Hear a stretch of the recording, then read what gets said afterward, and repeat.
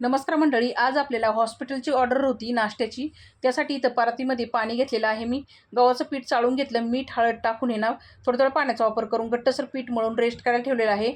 उकडलेले बटाटे खसाखसा किसून घेतलेले आहे. त्यामध्ये चिली फ्लेक्स, कोथिंबीर, चवीपुरता मीठ आणि हिरवी मिरचीचे तुकडे टाकलेले आहे. चाट मसाला, लाल तिखट, जिरा पावडर टाकून मिक्स करून घेतलेलं आहे.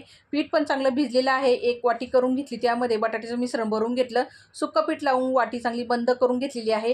पोळपाटावरती ठेवून सुक्कं पीठ लावून चांगला गरागर गोल गरगरीत आपला इथं पराठा लाटून घेतलेला आहे. जास्त जाड पण नाही, जास्त पातळ पण नाही, मीडियममध्ये लाटलेला आहे. तव्याला तूप लावून त्याच्यावरती टाकून आलटीपलटी करून दोन्ही साईडनी खरपूस असा पराठा भाजून घेतला. तयार झाला मऊ लुसलुशीत आणि टम्म फुगलेला आलू पराठा. मागच्या वेळेस कमेंट आली होती, तुम्ही आलू पराठ्यामध्ये मसालाच भरत नाही म्हणून तुमचा आलू पराठा टमटमीत फुगतो. तर तुम्हाला इथं उघडून दाखवते, मस्त असा टाचून आलू मसाला भरत असते. आलू मसाला नाही भरला तर पराठा खायला मज्जाच काय. चला तर भेटूया पुढच्या व्हिडिओमध्ये. धन्यवाद.